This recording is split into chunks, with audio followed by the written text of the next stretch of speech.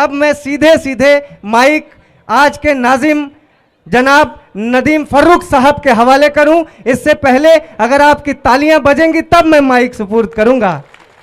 साहब अलीगढ़ की धरती से पधार कर आए हैं। इतनी कमजोर तालियों में अब मैं मुशायरा नहीं दे सकता उनके हाथ में। एक बार जोरदार तालियां बजाइए जनाब नदीम फर्रुख साहब के लिए।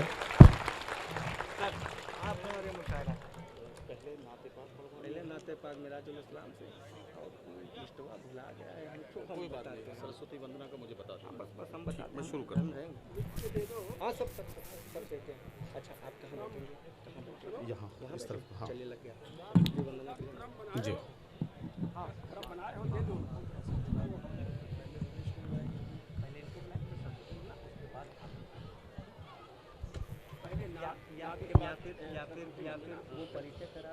पाकीज़गी का दूसरा नाम बनारस, जिंदा दिल लोगों का शहर बनारस, और गंगा जमुनी तहजीब के अलंबरदार के तौर पर जिस शहर को शुमार किया जाता है पूरी दुनिया में, हिंदू मुस्लिम एकता के नाम पर जिस शहर का शुमार किया जाता है वो शहर है बनारस। मेरी आंखों के सामने गंगा का पाकीज़ा किनारा, जिस किनारे पर बैठकर हमें आपसे बात करने का आज की रात मौका मिल रहा है। मैं सबसे पहले चंद मेहमानान का जिक्र करूंगा और उसके बाद उस कारोबार को शुरू करूंगा जिसके लिए मुझे यहाँ बुलाया गया है। आज का ये खूबसूरत महफिल मुशायरा एक ऐसी अजीमुल मर्तबत शख्सियत की याद में यहाँ आज की रात मुनक्किद किया गया है, ऑर्गेनाइज़ किया गया है, जिन्हें शान उर्दू के नाम से सारी उर्दू दुनिया में, हिंदी दुनिया में जाना और पहचाना गया। मोहतरम डॉक्टर अमृत लाल इशरत साहब की याद में आज की ये खूबसूरत महफिल मुनक्किद की गई है।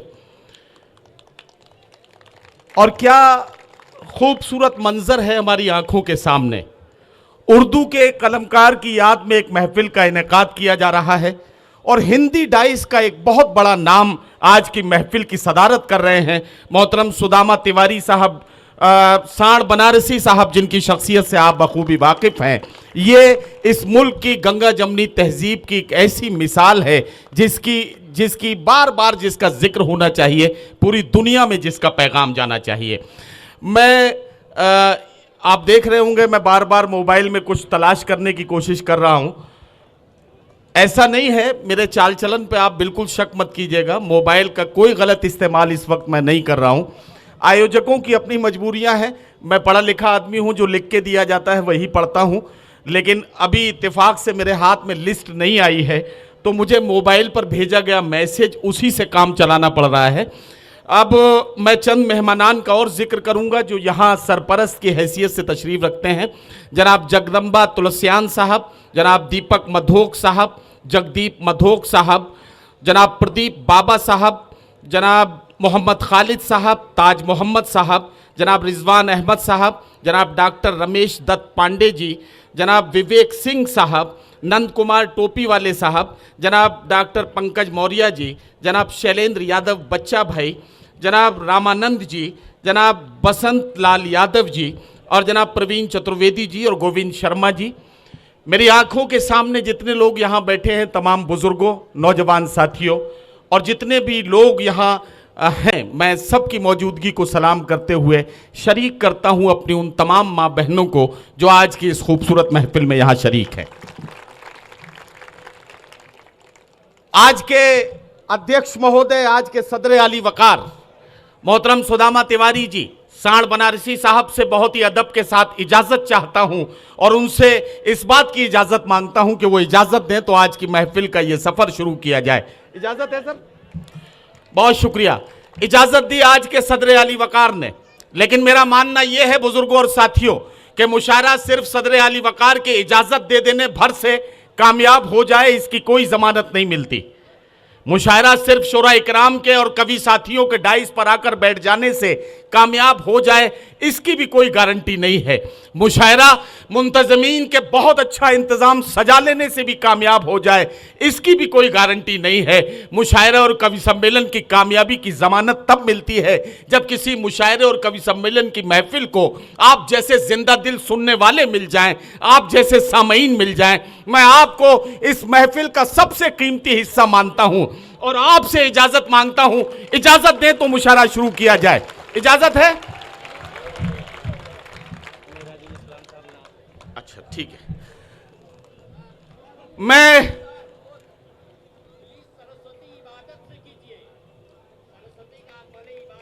हाँ हाँ, अरे मुझे कहने तो दीजिए। अभी तो मैं, अरे साहब, सारे काम करूंगा जो आप करना चाहते हैं। जाहिर है कि जिस तरह से आस्था और अकीदतों के साथ हमारा और आपका रिश्ता जुड़ा हुआ है तो यकीनन वहीं से बात शुरू होगी। लेकिन अभी तो मैं अपने को गर्म कर रहा हूं यार, अभी मैंने काम शुरू नहीं किया। आप अभी एक सामईन ने कहा कि सरस्वती जी का नाम लीजिए। बंधुओं, मैं 56 बरस से मुशायरा और कवि सम्मेलनों में जाता हूँ। पहली बार जब मैं मुशायरे और कवि सम्मेलन में गया तो हमको कुछ जानकारी नहीं थी, उर्दू एक शब्द भी नहीं जानता था। जो शोरा पढ़ने आते थे तो कहते थे कि तवज्जो चाहता हूँ, तवज्जो चाहता हूँ, और उनको हूट करके बैठा दिया जाता था। 10-12 शोरा ऐसे ही चले गए। तब सूर्ण फैजाबादी, ये फूलपुर की बात है, उन्होंने कहा भाई साण बनारसी को खड़ा करो। जब उन्होंने कहा तो मैंने कहा कि बंधुओं, आपको जो आ रहा था सबसे आपसे तवज्जो चाहता था, मैं आपको तवज्जो दे रहा हूँ। अब जनता लगी हंसने, हमको कुछ समझ में नहीं आया कि क्या मतलब है क्या नहीं है। तो बंधुओं, ये मुशायरा कवि सम्मेलन है। हमारे आदरणीय बता रहे हैं दोनों कि यहाँ नात भी होगी और सरस्वती वंदना भी होगी। मैं आपके आशीर्वाद से 2 बार अमेरिका हो आया हूँ, इसीलिए वहाँ भी इस तरीके का नियम है, तो उसका उल्लंघन नहीं करेंगे। क्योंकि अब ज़्यादा हिंदी में बोल पाता हूँ, उर्दू बोलने में ज़रा थोड़ी परेशानी होती है। हमारे अनुज बहुत अच्छा बढ़िया संचालन करते हैं, देश के जाने माने संचालक हैं। मैं तो आपका आदमी हूँ, मैं तो आपका पाला हुआ सांड हूँ, सारा देश में घूमता रहता।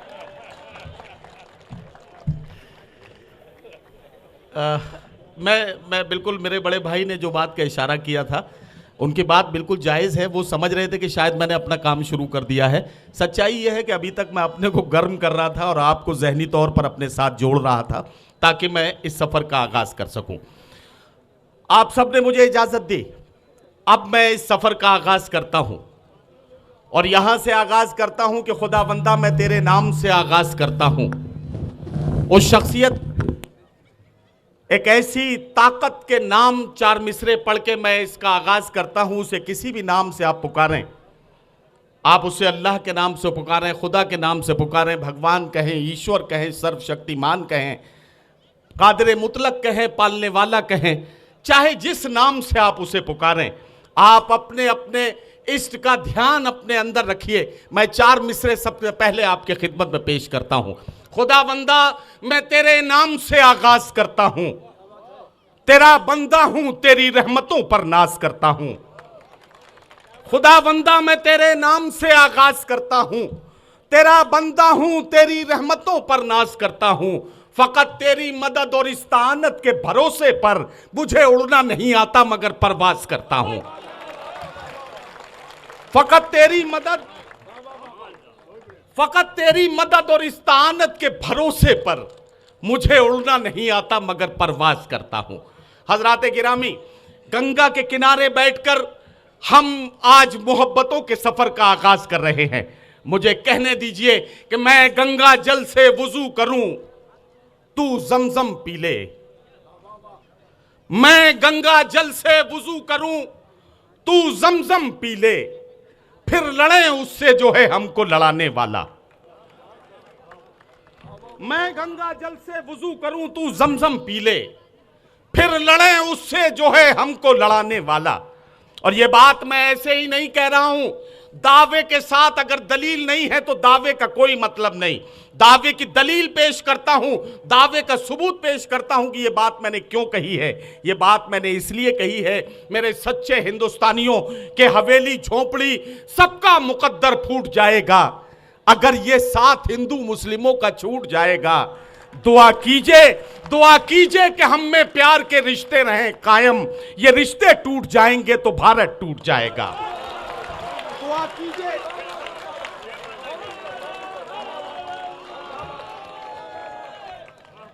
दुआ कीजिए कि हम में प्यार के रिश्ते रहें कायम। ये रिश्ते टूट जाएंगे तो भारत टूट जाएगा। ये जरूरत है आज की इस महफिल की। सियासत अपना काम अपने अंदाज से करती है। जरा बहुत सारे पढ़े लिखे लोग मेरी आंखों के सामने हैं। सियासत का काम ही बांटने से चलता है। डेमोक्रेसी की सबसे अगर कोई खराब बात है तो वो यही है कि ये लोगों को बांटने से चलती है। लेकिन मैं बताना चाहता हूं कि सियासत अपना काम अपने अंदाज से करती है। हम कलम के सिपाही हैं, हम जबान और तहजीब से मोहब्बत करने वाले लोग हैं, हम अपनी संस्कृति पर जान निछावर करने वाले लोग। हम सिर्फ और सिर्फ मोहब्बतों की बात करना जानते हैं, क्योंकि हमारा मानना यह है कि चिरागों के सफर में दबदबा हो आंधियों का।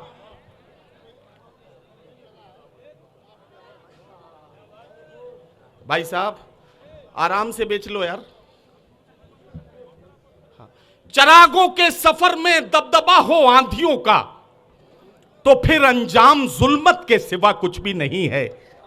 यह दुनिया नफरतों की आखिरी स्टेज में है, इलाज इसका मोहब्बत के सिवा कुछ भी नहीं है। यह दुनिया नफरतों की आखिरी स्टेज में है, इलाज इसका मोहब्बत के सिवा कुछ भी नहीं है। यह बात ऐसे ही नहीं कही गई है, यह बात यूं ही नहीं कह दी गई है।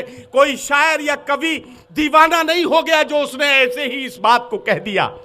हम जिस मुल्क से मोहब्बत करते हैं, जिस मुल्क में पैदा होना हम फख्र समझते हैं, हम अपने आप को गौरवान्वित महसूस करते हैं जब हम इस बात पर गौर करते हैं कि हम ऐसी मिट्टी में पैदा हुए जो सिर्फ और सिर्फ मोहब्बतों की ज़बान जानती है। मुझे ये कहने की इजाज़त मिले तो मैं ये कहूँ कि ये वो मुल्क है जहाँ अजान और कीर्तन की आवाज़ें साथ साथ फ़ज़ा में गूंजती हैं। ये वो मुल्क है जहाँ नमाज के लिए जाते हुए लोग जब हिंदू बस्तियों से गुजरते हैं तो हमारे हिंदू भाई अकीदतों के साथ उनके लिए रास्ता छोड़ते हैं। मैं दो मंजर आपको बताना चाहता हूं। हमारी आंखों ने पिछले दिनों अपने मुल्क में ऐसे दो मंजर देखे जो हमारी मुल्क की गंगा जमनी तहजीब के निशान बन गए। पूरी दुनिया में जिसकी तारीफ हुई। पहला मंजर आपको याद दिलाता हूं। पढ़े लिखे लोग, मीडिया चैनल से जुड़े हुए लोग सब इन मंजरों को याद कर लेंगे। पहला मंजर जब कुंभ का मेला लगा उज्जैन में कुंभ का मेला लगा, वहां की सरकार ने जो इंतजामात किए थे, किसी वजह से जब वो इंतजाम नाकाफी रह गए, तब उज्जैन के मुसलमानों ने अपनी मस्जिदों के दरवाजे इस ऐलान के साथ खोल दिए कि आओ कुंभ के मेले में आने वाले हिंदू भाइयों आओ। भले ही सरकार के इंतजाम नाकाफी रह गए हों, लेकिन ये मस्जिदें आपका स्वागत कर रही हैं, ये मस्जिदें आपका इस्तकबाल कर रही हैं। आप यहां आकर कयाम कर सकते हैं। ये है मेरा प्यारा मुल्क हिंदुस्तान, जिस पर हम अपनी जान निछावर करना चाहते हैं। मैं दूसरा मंजर याद दिलाना चाहता हूं। बंबई की चौड़ी सड़कों पर गणेश विसर्जन का जुलूस निकल रहा है। पूरी शानो शौकत के साथ जुलूस आगे बढ़ रहा है। अचानक जैसे ही नमाज का वक्त होता है, अल्लाह अकबर की सदाएं फजा में गूंजती हैं। अल्लाह अकबर की सदाएं आते ही जुलूस के जिम्मेदार उस जुलूस को 10 मिनट के लिए बंबई की चौड़ी सड़कों पर इस ऐलान के साथ रोकते हैं कि जब तक मुसलमान भाई नमाज से फारिग होंगे तब तक ये जुलूस यहां रोका जाता है। यह है मेरा प्यारा मुल्क हिंदुस्तान, जिस पर हम अपनी जान निछावर करते हैं। मैं कहना चाहता हूं, सियासत भले ही कोई भी रंग इसे दे, सियासत कोई भी चेहरा इसे बना दे, लेकिन मैं कहना चाहता हूं इसी रमजान के महीने में जो एक हफ्ता पहले हमसे रुखसत हुआ है, अखबारात में आपने पढ़ा कि एक हिंदू बच्चे की जान बचाने के लिए एक मुसलमान जिसका नाम आसिफ था, उसने अपना रोजा तोड़कर उसे खून दिया। इसलिए जब डॉक्टर ने यह बताया था कि अगर आप खून देना चाहते हैं तो आपको रोजा तोड़ना पड़ेगा। यह है प्यारा मुल्क हिंदुस्तान जिस पर हम अपनी जान निछावर करते हैं। एक बाप ने अपने बेटे का खून मुसलमानों पर इसलिए माफ कर दिया कि वह मुल्क की आबो हवा को खराब नहीं होने देना चाहता था। यह है हमारे मुल्क की गंगा जमनी तहजीब जिसका हम बार बार जिक्र करते हैं। बहुत कुछ कहा जा चुका है, आखिर में सिर्फ एक बात कहना चाहता हूं और यह कहते हुए अपनी बात को यहां खत्म करके इस सफर का आगाज करता हूं। और वो ये है, मैं ये आपसे अर्ज करना चाहता हूं कि ये पैगाम आपको देना चाहता हूं कि सदियों से जब साथ रहे हैं फिर अब क्यों तकरार करें। साथ जिएंगे साथ मरेंगे, आओ ये इकरार करें। तुम तलवार जमीन पर रख दो, हम भी अब खंजर रख दें। भाई भाई होकर के क्यों एक दूजे पर वार करें। नफरत से नफरत बढ़ती है, प्यार से प्यार पनपता है। शम्मे मोहब्बत से आओ अब रोशन ये संसार करें। मोहब्बतों की रोशनी फैलाने का वक्त है और अगर आप इस सफर में और इस पैगाम के साथ मेरा साथ देने का वादा करते हैं तो अपनी तालियों की गूंज से बताइए ताकि पूरे मुल्क तक, पूरे देश तक ये पैगाम, ये संदेश जाए कि बनारस की पावन धरती से ये संदेश जो मोहब्बतों का संदेश है इस तरह से दिया गया। गंगा के पावन तट पर, बनारस की पावन फजा में यह संदेश जो मोहब्बतों का संदेश है पूरी दुनिया को दिया गया और यही काम आज की रात हमें करना है। मैं अब वहां पहुंचता हूं जहां से मुझे अकीदतों के सफर का आगाज करना है। आप सब जानते हैं मुशायरा और कवि सम्मेलन की अपनी अपनी रिवायत है। जहां मुशायरे की रिवायत यह है कि मुशायरा नाते रसूल मकबूल सल्लल्लाहु अलैहि वसल्लम से शुरू किया जाता है, वहीं कवि सम्मेलन की रिवायत यह है कि वहां माँ वाणी की वंदना के साथ कवि सम्मेलनों का शुभारंभ किया जाता है। यह हमारी साहित्यिक और इस तरह की आध्यात्मिक महफिलों की पहचान है। आइए अब मुझे इसी काम को करना है। कहीं फिर से मुझे ऑर्गेनाइजर्स ने जो हुक्म दिया है मैं वही करने जा रहा हूं, लेकिन कहीं ऐसा न हो कि कोई ये कह दे कि संचालक मुसलमान था इसलिए उसने नात पहले पढ़वा दी। मैं कहना चाहता हूं, आप कहें तो सरस्वती वंदना पहले कराई जाए, आप कहें तो नात पहले पढ़वाई जाए, आप जैसा चाहेंगे वैसा चलेगा, क्योंकि हम तो अकीदतों के साथ रहने वाले लोग हैं, हम तो मोहब्बतों का पैगाम देने वाले लोग हैं। इस सफर को जैसे चाहे वैसे चलाया जाए।